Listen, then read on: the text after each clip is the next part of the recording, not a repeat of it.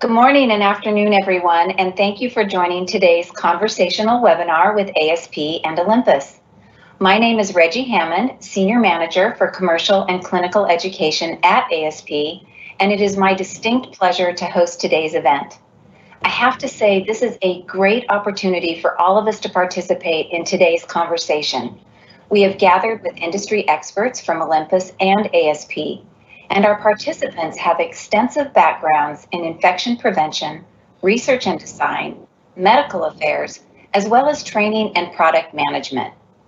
Let me briefly introduce you to them. From Olympus, we have Lynn Burbank, Global Senior Manager, Infection Prevention, Scott Goldstein, Director of Marketing, Urology and Men's Health, Eric Smith, Senior Technical Trainer, Endoscopy, and Ryan Murphy, Product Manager, ENT Video. From ASP, we have Ankur Sharma, Medical and Clinical Affairs Leader, Sophia Chekowitz, Associate Director, R&D and Technical Business Solutions, Cal Kuwatli, Global Account Manager, Technical Business Solutions, and last but not least, Janet Moran, Senior Clinical Education Consultant. Our goal today is for you to have a better understanding of the complex process of validation between a medical device and sterilizer. It is a very rigorous process and requires collaboration between companies to ensure patient safety first. So let's review what the objectives for our conversation today are. We are going to identify various guidelines, standards, and regulations affecting the validation process.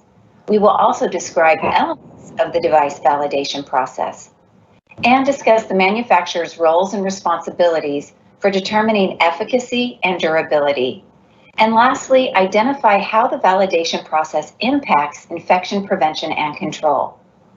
Now that we've reviewed the learning objectives for today's presentation, let's start at the beginning with the FDA 510K submission. So Ankur, that means we're going to start with you. Can you walk us through that process, please? Thank you, Reggie. The FDA regulates sterilizers and their cycles. They provide overall guidance as to what is required for a medical device manufacturer to meet in terms of data to gain approval for their sterilizer and cycles. Some of the key submission items required are things like design verification, which verifies that the design of the various components and the overall system work together to achieve the intended purpose. Software validation is key as sterilizers are driven by software that requires extensive proof to show that they control all the key aspects of each cycle correctly with appropriate fail-safes in place. Efficacy testing requires passing various microbial challenges to ensure that cycles and system meet the sterility requirements for all approved products within the claims for each cycle to meet a 10 to the negative 6 SAL, or sterility assurance level. Material compatibility tests various key materials typically used in devices and materials specific to devices processed in the sterilizer. Labeling requires that there are clear IFUs and user guides that relay all pertinent information and the processing claims for each cycle and the system overall. Emissions testing is important to ensure that cycle sterilant emissions are not exceeding standard limits or harmful to customers or users. In-use testing is real-world use of field-used products and devices from healthcare facilities to prove efficacy of cycles and systems outside of the laboratory setting. Simulated use testing, similar to in-use testing, but products in a simulated worst-case situation ensure efficacy of those scenarios that push the limits of the cycle and the system with maximum load size, weight, and while also having minimum cycle parameters. Usability studies are human factors testing to ensure safe and ergonomic usage for customers.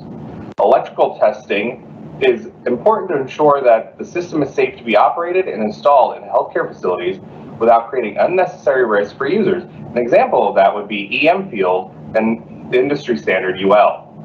Significant changes to the system may require resubmission. Adding a new cycle would be a good example of significant change. Overall, the FDA submission process typically takes about 6 months, but can take up to a year. Wow, Ankur, clearly that's an extensive process that takes a long time. The 510K process is the beginning of approval in the US, but this is only one regulatory influence. Lynn, can you speak more specifically to the international and national standards that affect the validation process, please? Thank you, Reggie, and thank you, Encore, because I'm amazed at what really gets involved in the device validation process. And ultimately, it's all about patient safety. So not only do we have the FDA weighing in, but we also look at standards that are national and international. For example, ISO, which is the International Organization for Standardization. This is a non-governmental international group, and what they really determine is what's a global standard for safety. And one that we utilize at Olympus is called ISO 17664 from 2007, and that's all about processing of healthcare products. Excuse me, and it's information to be provided to the medical device manufacturer for processing of these medical devices. And as Encore said about 510K and FDA, the FDA is the United States Food and Drug Administration. And what happens with the FDA is that they require registration. You have to notify the FDA of an intent to market a medical device. And again, they're assuring that patients, that these devices come to market as safely as possible. CMS, which is the Center for Medicaid and Medicare Services, this is the foundation of our payment system. So again, a device coming has to show that it can clinically, has clinical significance for improving patient care, and that there's been strength and rigor in the testing process. So all of these are coming into play to, again, make sure that devices and anything that's going to be treating the patient is as safe as possible. It's evident there's an overarching regulatory influence on patient safety, Lynn. Thank you for that. And Lynn, I think a follow-up question for you. Are there other organizations or resources that provide guidance? Absolutely. Again, it's a very complex process, and a lot of information, a lot of evidence is created. So AMI is another organization. That's the Association for Advancement of Medical Instrumentation. And again, it's industry leaders, it's medical leaders, academic leaders that are all weighing in, again, to make sure that the processes are safe. And areas that we utilize is ST, which means it's a standard, ST 79. This is really a comprehensive guide for steam sterilization and sterility assurance in healthcare facilities. So if you're in a healthcare facility, you can go to AMI ST 79 and find out what is needed to ensure that sterility.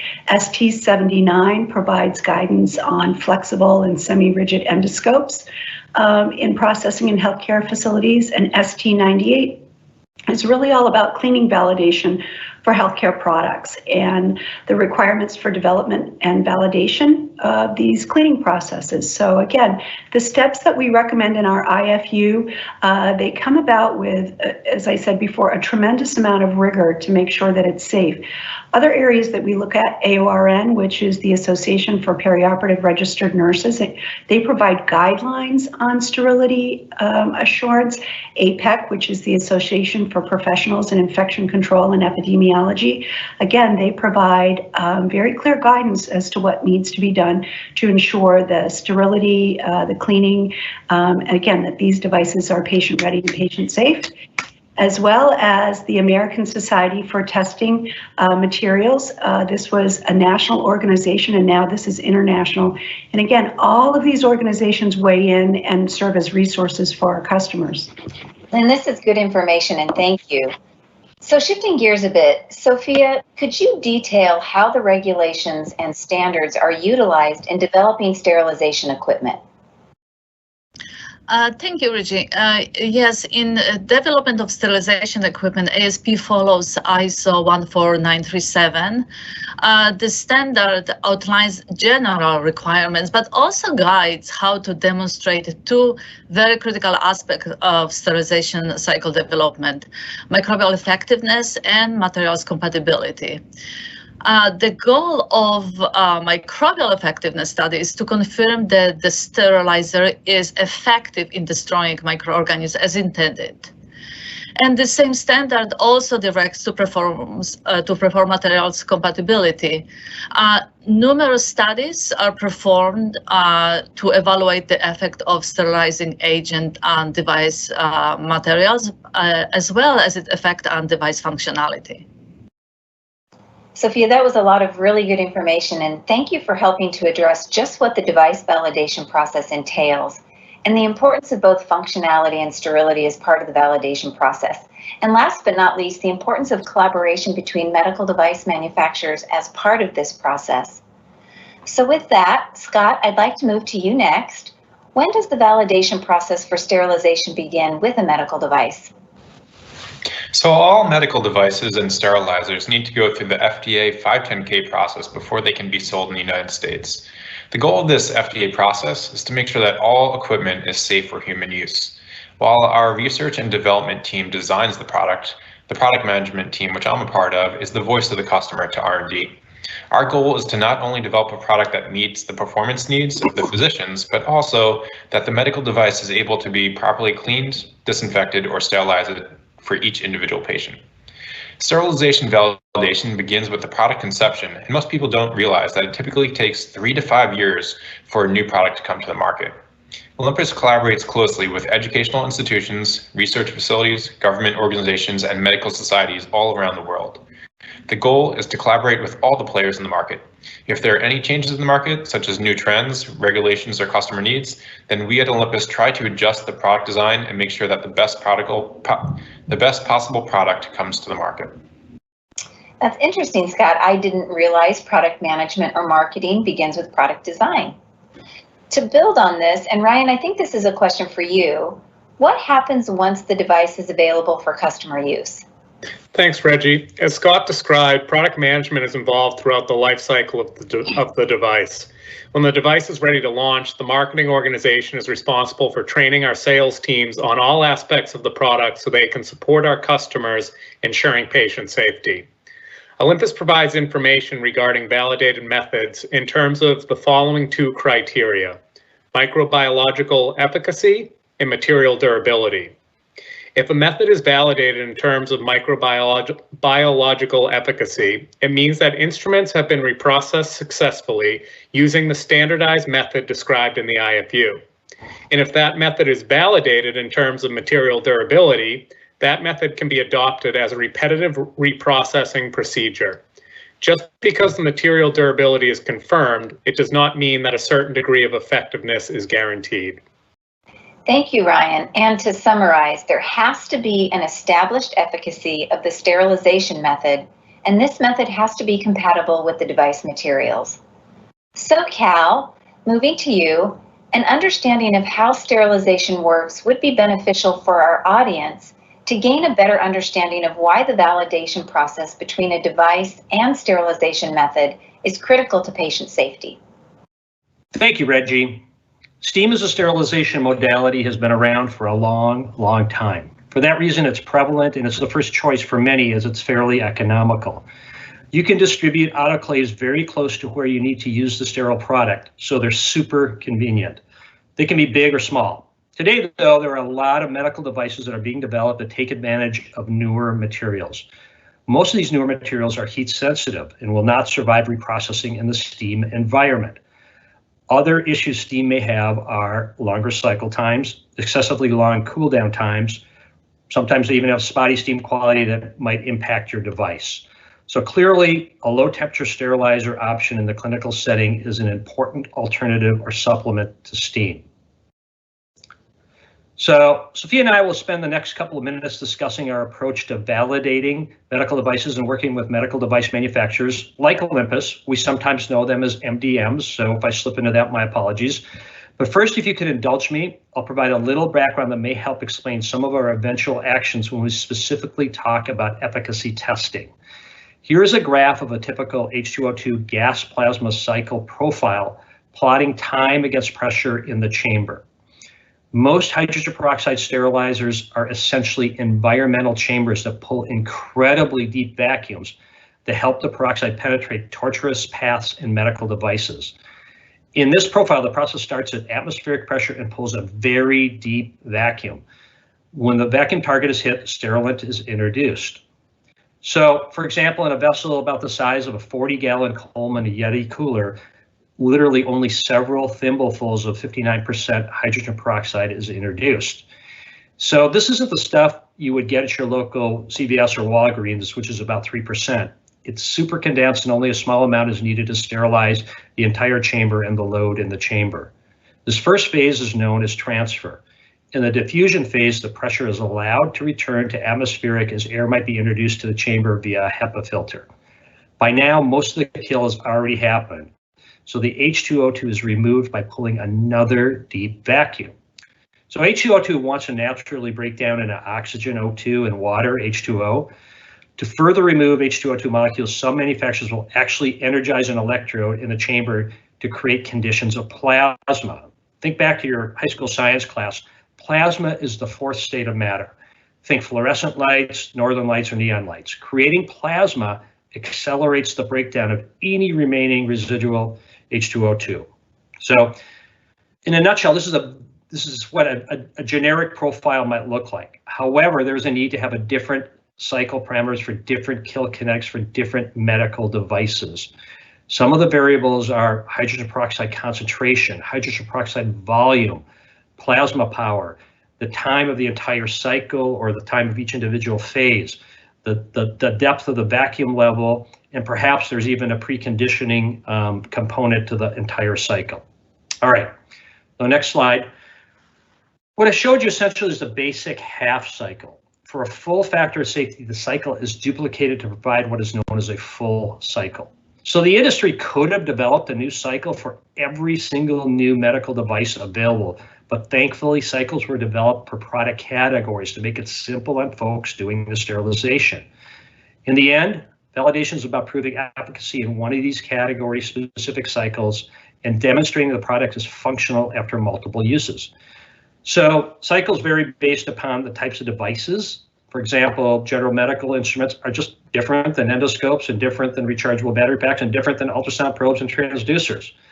Cycle times can vary anywhere from 24 to 60 minutes, and cycle parameters vary based on weight limits, material compatibility, and largely cycles vary, lastly, cycles vary on geometric lumen limits as well. Okay, next slide, please. So we'll talk in detail about efficacy and functionality after the slide, but here really is a 30,000 foot view of validation process from the MDM's or medical device manufacturer's viewpoint. It starts with discovery, and that's where we ask the medical device manufacturer to fill out a lot of forms. We're really curious in what this product does, how it's supposed to perform, and is it really intended for reprocessing, okay? Other questions are material of construction, what adhesives you might use, and does it, ultimately we'll figure out, does it lie within the sterilizer manufacturer's claims? The next component is the test design component, and that is where our scientists work with the MDM's, medical device manufacturer scientists, to collaboratively build the protocol. So there's a lot of back and forth, and it needs to be signed off by all parties in this situation. And then we actually start the work in phase 3, which is the test execution.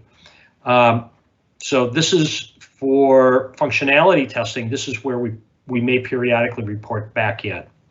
Finally, at the end, we're going to issue a report for both efficacy and functionality.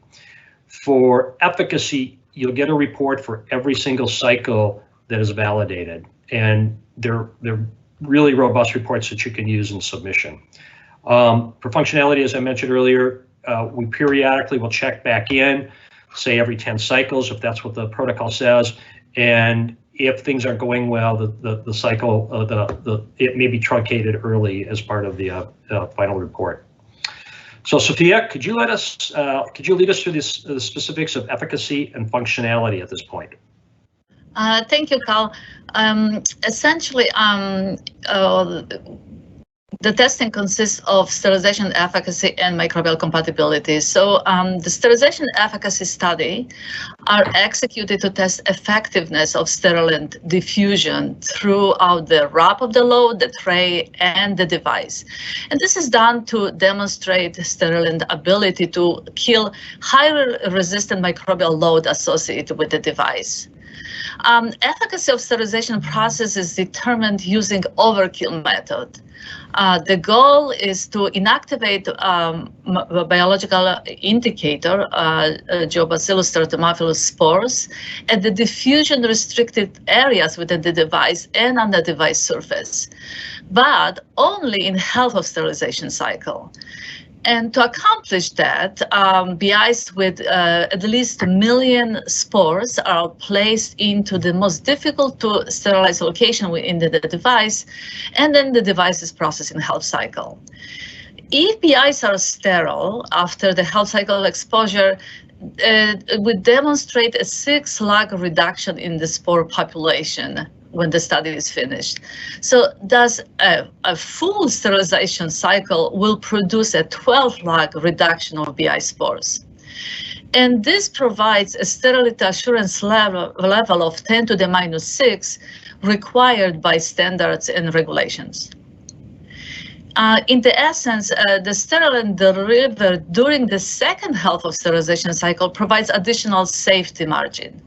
And this compensates for the real-world situation when the high bacterial load can be present at the device. For example, when the devices are not sufficiently clean prior to sterilization. Next slide, please. So it is critical to design a very robust sterilization efficacy study, and in order to confirm that the sterilization is fully executed of the validated devices. So during this process, ASP scientists collaborate with Olympus or other medical device manufacturers who understand the intricate details of their devices. Device manufacturers provide technical qualification and assist with selecting locations of the restricted flow within the device for placement of biological indicators. Once the study protocol is agreed and signed by both parties, then ASP team executes the study. The results are obtained after several days of BI incubation, and then device validation report is issued to device manufacturers. Next slide, please. Let's talk about the functional compatibility study. It is a qualitative test, as compared to the previously described sterilization efficacy, which is the quantitative study. The goal is to determine a number of cycles the device can be exposed to without showing significant material degradation and changes in device functionality. The study is done by executing repeating cycles with the testing device.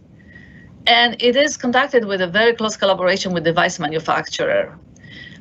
While we, ASP, can report device degradation in testing process, but as a device sterilizer manufacturer,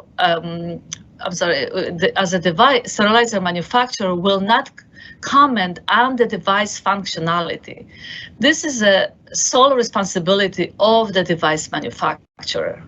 Our role is simply to run the number of cycles medical device manufacturers believe they need to feel confident about their product performance. In a summary, a number of cycles for device functionality is determined by device manufacturers. ASP has been testing new materials to determine materials compatibility with each specific sterilization cycle type. And what you see on the slide are examples of in-house excessive testing we have historically done. The sample on the left shows discoloration and staining after 600 cycles. Middle sample shows residue. Right shows the effects of cracking in plastic, better known as crazing. So as a device manufacturer, the reports you receive are yours. You own them. While we generate the reports, it is up to the device manufacturer to reach their own conclusions from the testing done. As a sterilizer manufacturer, we perform the testing and cannot speak to the functionality of the device. So the next actions are all on the device manufacturer. Most of the time, the actions involves at least an IFU change highlighting the recent validation. After all, that is what most device manufacturers are looking for, a common sterilization modality.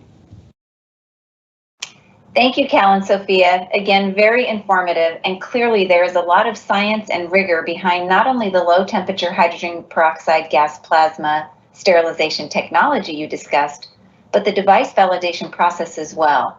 So Ryan, moving back to you, if the sterilization is effective in eliminating microorganisms and the device is made of high quality durable materials, wouldn't there be compatibility? Thanks, Reggie.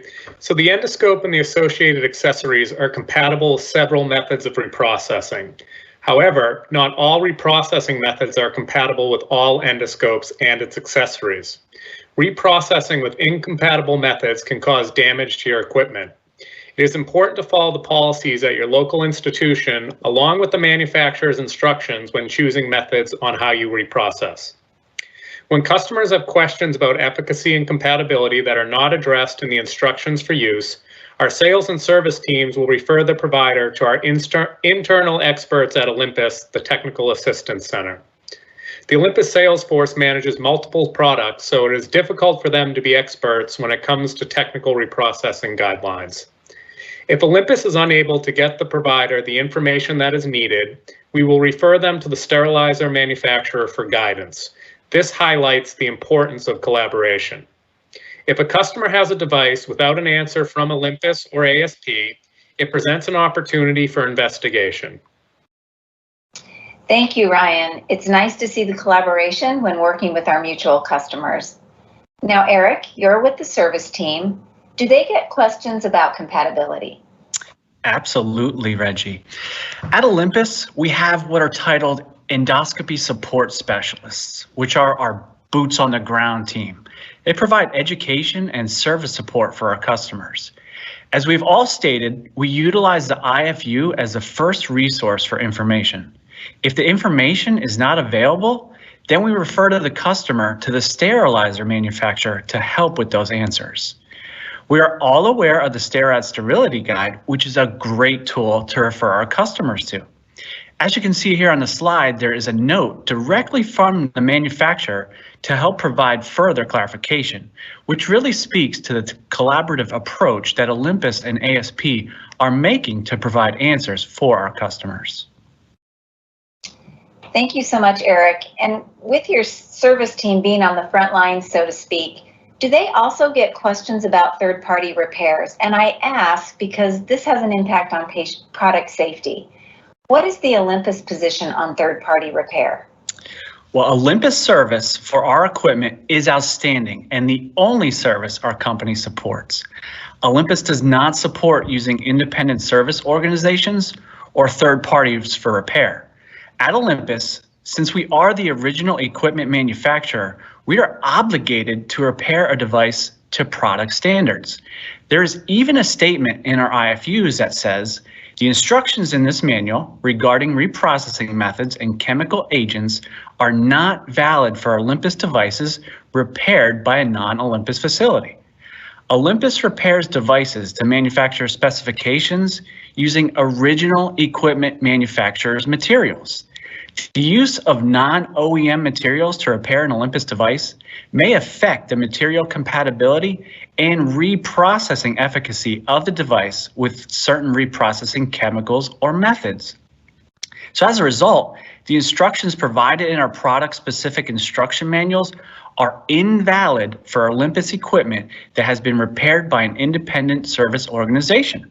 So, if your Olympus equipment was or is being repaired by an independent service organization, we ask that you please contact that repair facility to obtain instructions or device compatibility and their recommended reprocessing procedures to ensure that your facility is following safe and validated reprocessing instructions. The reason for this statement is we have no insights to the materials, glues, and adhesives used in their repair process, and this can affect the existing device validation. Thank you, Eric. And ASP also supports repair by the original equipment manufacturer because, as you stated, it is not known what materials a third-party repair company utilizes. And as we said at the beginning of this discussion, it always comes back to patient safety first. We all want to provide customer assurance, and when we collaborate, there is absolutely an opportunity to do so. So far in this discussion, we have talked about the validation process and the importance of collaboration, but ultimately what we are here to talk about is how this process impacts infection prevention. So Lynn, how does the validation process affect infection prevention? Listening to all of the conversation that's taking place, I've really learned a lot, and really thinking about infection prevention, as we've highlighted throughout this discussion, it's about patient safety. So what I can say on infection prevention and the validation process is that we utilize the information that's there. So we base infection prevention guidelines on what methods of reprocessing based on Spalding classification. So for example, if it's a critical device, it needs to be sterilized. If it is a semi-critical device, and that's one that will just come in contact with mucous membranes or non-intact skin, that requires at a minimum high-level disinfection. And when we also talk about non-critical devices, those are instruments that just come in contact with the surface. So for example, thinking about a blood pressure cuff, that just requires low-level disinfection, something like wiping the cuff, or actually we see a lot of disposable single-use equipment in this space. And so going back to what we've all said, first and foremost, we go back to the manufacturer's instructions for use to prevent those infections, to see what that information says. And as we've all highlighted, if it's not there, then we're going to refer our customers over to the sterilizer manufacturer. And in preparing for this, I really think about and utilize every day what's the evidence. So in coming to this discussion, I went through and did what many of our customers will do to see what's the evidence. And what I was able to do, I put in some search terms, and I utilized the search terms of evidence-based practice. I looked at endoscope, I looked at device validation, reprocessing, and I was able to locate 12 articles. And of those 12 articles, as I was reviewing through them, 7 of them were relevant to this discussion. And what I found was that in looking at those 7, the ones that I eliminated, those were really focusing on GI scopes. And for our purposes today, we're really talking about the sterilization process. And in looking at those articles, again, what was the quality of the evidence? How did it relate to Spalding classification and so forth? So one of the things that I would talk about and really highlight for all of our customers is go back and find the evidence. If you're not finding your source, you've got to keep looking for it. And that's one of the cornerstones for our practice at Olympus, is really to utilize the evidence. And I'm going to turn this question back to your team at ASP. So Janet, you're involved in clinical education. What do you have to say from the ASP side on infection prevention? Thank you, Lynn. Well, as a clinical education consultant supporting high-level disinfection and low-temperature hydrogen peroxide gas plasma sterilization products, I always recommend following the instructions for use from the device manufacturer. And there's basically 3 reasons. 1, the device validation process. 2, the studies that support following the device instructions for use.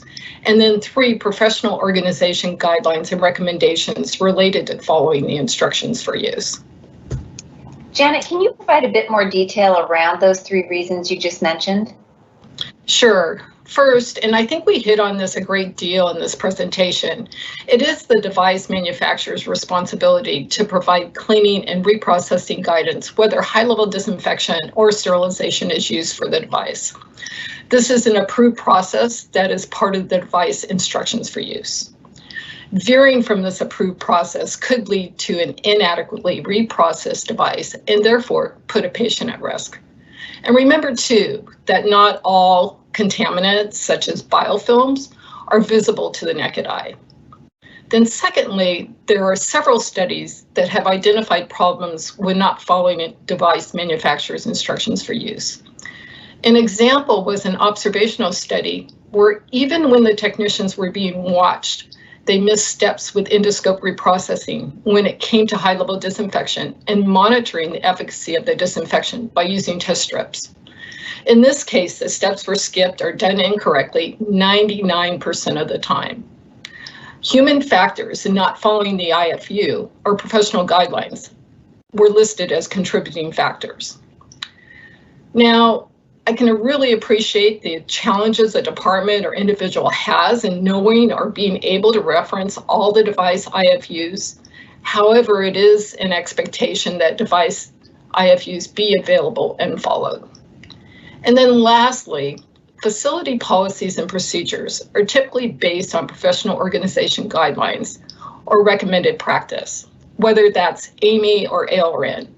For example, AAMI and ALRN basically state the same thing, that device manufacturers' instructions for use should be followed. In addition, ALRN takes it a step further by recommending when given the choice of high-level disinfection or sterilization on an IFU, sterilization should be done. And this is because of the greater margin of safety associated with sterilization. So there's less subjectivity to the process with sterilization because of those quality monitors that are in place. Thank you so much, Janet, for sharing your clinical expertise around this critical topic. Encore and Lynn, as we wrap this discussion, can you both share with us a few key takeaways from our conversation today? Sure. So I think we're walking away from this understanding that healthcare is highly regulated. And as I've said before, first and foremost, it's about patient safety first. And those regulations, whether it be the FDA, ISO, society guidelines, again, they're all about patient safety. And so another takeaway message is that the importance of following the industry expert accepted standards and recommended practices. So again, that's reflecting on ISO, FDA, CMS, all of these organizations. So really thinking about it takes a lot of rigor and effort to bring these devices safely to our customers. Yeah, I think what we can take away from this discussion is that neither company is able to be successful at ensuring the best devices for customers and patients on their own. Device validations are a collaborative effort between the device manufacturer and the sterilizer manufacturer. Everyone, the device manufacturer, the sterilizer manufacturer, and the hospital all play a critical role in sterility assurance and must equally do their part to reduce the risk of infection. Thank you, Lynn and Encore, for closing us out, and thank you to all the panelists for sharing your expertise and passion for this very important topic around device and sterilization validation. We want to now open this up for a Q&A with our audience. And just a reminder, for those of you who may have missed the instructions at the beginning, you can ask questions using the Q&A panel on the right-hand side of your screen. Our goal is to answer as many questions as we can, but for those questions that we cannot get to, know that we will be sending out a post-webinar survey, so feel free to add your question in your survey response and we will get back to you. So for our first question, and Lynn, I think this is for you. Is there a time frame in which a scope without a lumen needs to be cleaned by? And they further state, I know that scopes with a channel need to be cleaned within an hour, but it has come up that some of our scopes that come from other departments in our building cut it close or go over an hour. So what is the best practice and are there any guidelines that we should be following? So thanks for that question, Reggie. And it's one that we're faced with regularly, and I'm actually going to reference back to a white paper written by my colleague Melinda Benedict, and published available on the Olympus website about delays in endoscope reprocessing and the biofilms within. So the reason that it's so important to start that process immediately is because we want to reduce the risk for infection. And there are time constraints to be adhered to in order to reprocess devices effectively. And one such time constraint is the maximum time. So looking at devices, we're looking at about a 1 hour time between pre-cleaning of the endoscope at the bedside after the procedure and the start of manual cleaning. And Olympus mandates a maximum dwell time of pre-cleaning and manual cleaning of about 60 minutes. If the endoscope is waiting for manual cleaning for over 60 minutes, then this delayed reprocessing and pre-soaking protocol must be performed in order for the device to be reprocessed effectively. So if the device is waiting, if you're not observant of the prescribed time frame, then you're putting the patient at risk and certainly making a medium for infections to grow. And these instructions, as we've all talked about, they've been validated. And Olympus uses the 60-minute time frame between pre-cleaning and manual cleaning to simulate worst-case scenario of soils developing on the endoscope surface. And so again, any delays in that process between patient use and reprocessing and proper storage, it can really impair the efficacy of the decontamination process. So what I will also say is that these recommendations, or these guidelines and these statements by Olympus, they're supported by professional society guidelines, including AMY and again, AORN and the Society for Gastroenterology Nursing. So what I would say is that within the facility, you have to really start looking at the process of how quickly those devices can leave the procedural area and come into reprocessing. So I hope that that's answered the question. Yeah, no, thank you very much, Lynn. And Encore, I think this one might be for you. The question is, should an empty load with a BI be run at the start of every day? Yeah, so according to AMY standards, ST58 in section 9.5.4, it states that a PCB with a BI should be used daily, but they do prefer that it's run in every sterilization cycle. It is, however, up to the hospital to determine their own procedures and policies, and those should be followed. Yeah, thank you very much, Encore. Scott, I think this one might be for you. The question is, are reusable endoscope sheaths credible? That's a good question. So while disposable scopes have really been around the US for about 15 years, it has not really seen widespread adoption due to their cumbersome handling, compromised endoscope image quality, and performance when treating patients with an instrument in the scope's working channel. In these instances, when the disposable scope sheath has been compromised with a small rip or tear, those manufacturers of those disposable sheath scopes recommend having available a way to high-level disinfect or sterilize those now soiled endoscopes. And obviously, with the increased focus on correct processing of endoscopes over the recent years, the majority of facilities are going back to the tried and true method of traditional endoscope processing. Thank you so much, Scott. So Cal, another question that's come in. Olympus must have hundreds of instruments in their catalog. Do you test every single instrument that fits the sterilizer's claims? That's a great question.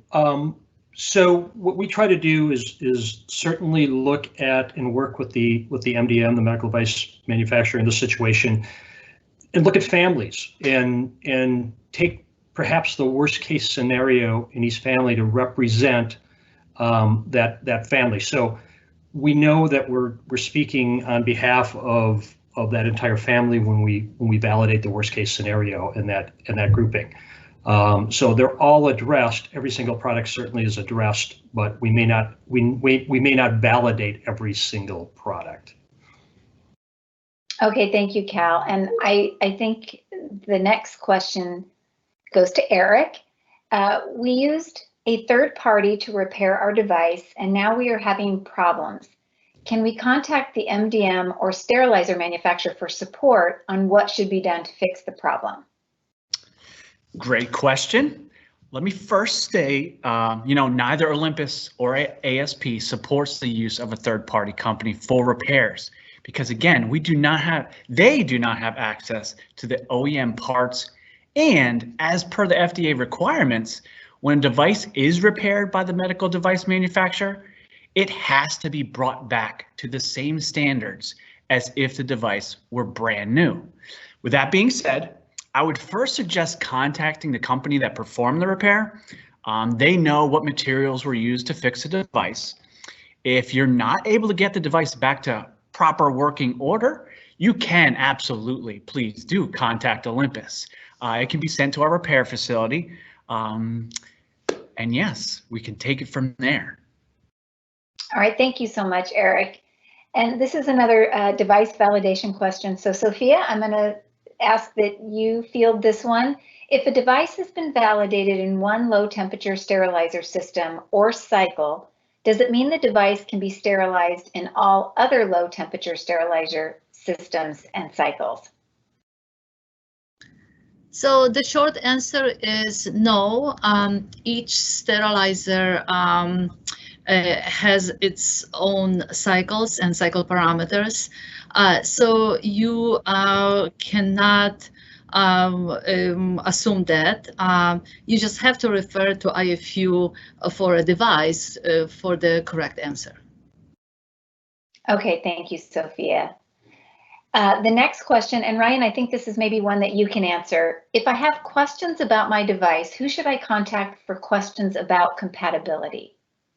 Thanks, Reggie. So the device IFU is really your first resource for information. These instructions are cleared by the FDA and is what can legally be stated about the device and compatibility. If the IFU doesn't have the information you are seeking, we suggest you contact our Olympus Technical Assistance Center, your product representative or sales team, or your endoscopy support specialist. They will contact one of the infection prevention specialists to get more detailed information. We also support seeking information from a resource like the STERRAD Sterility Guide. Okay, thank you. And Cal, I think we're going to go back to you. There was another question around how long does it take to validate a device? That's actually a great question. Let me break it down by functionality and efficacy. So for functionality, it depends on the number of cycles run, and that number, as we discussed, is predetermined in the protocol. So this number can vary from manufacturer to manufacturer, and from our experience, probably the average number of cycles is about 100 cycles. So from start to finish, the project can take anywhere from 6 to 8 weeks. So for sterilization efficacy, it can take 8 to 10 weeks because the validation consists of 3 consecutive half cycles run. And after each half cycle, the BI will be incubated for growth, and this can take up to 14 days. And at that point, final reports can be written. So. All right, thank you, Cal. Encore, another question, and I'm assuming this one will be for you. There's a physician at the hospital who is developing a reusable instrument. How do we get in contact with ASP to initiate the validation process? Yeah, that's a great question. I think there's 2 parts to it. The first is that the physician can reach out directly and submit a medical information request on asp.com via the Contact Us Medical Affairs, and Medical Affairs can then discuss with them directly about the device, the materials, the claims that may be applicable. The second is to also reach out to our technical business solutions team. That's the team that partners with medical device manufacturers in determining if the device can be reprocessed and validated accordingly. And they can also be contacted via the asp.com website via Contact Us. Okay, thank you, Encore. And I think this is the last question. And Lynn, this is for you, and it's a 2-parter. Do you have any best practices or words of wisdom to disseminate concerning the ATP monitoring of endoscopes? And then the second part of that question is, are you aware of AAMI guidelines being considered to require quality checks of scope cleanliness? So again, another good question. So although ATP testing isn't a required part of our endoscope reprocessing IFUs, we understand that our customers can choose to use ATP testing as a reprocessing quality control measure. So as I said, we don't require it as part of our endoscope reprocessing protocol. Just try to find the right words. What we are aware of is that our IFU, the processes that are outlined, pre-cleaning, manual cleaning, leak testing, sterilization, those events described in our IFU, they've gone through rigorous pre-market efficacy testing. That's what we've all been talking about today. And the IFU has reviewed scientific data that shows when followed exactly as written, the Olympus endoscope reprocessing instructions produce a patient-safe endoscope.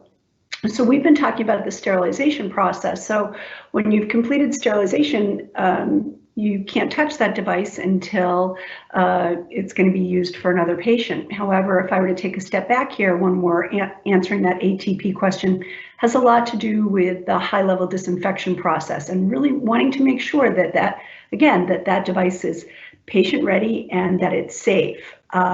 So we really do support our customers who choose to add ATP testing into their internal reprocessing practices. Again, it's considered to be a quality process, so that you're ensuring, again, that the device is patient ready. We also have a letter, a customer letter that's available through the Olympus website or through your territory manager that really talks about the ATP process if your organization should choose to use that. So again, I hope that answer was helpful. Absolutely, Lynn. And I think there was one other question that came in, and it was this event recorded so we can review it at a later date? And the answer is yes. We will be sending out instructions on how to access the recording. So I think with that being our last question, I just want to thank you, our audience, for all your great questions and for attending this conversational webinar today. We hope you have found this informative, and on behalf of all the panelists, we want to thank you for your time and commitment to patient safety. Have a great rest of your day, and thank you again.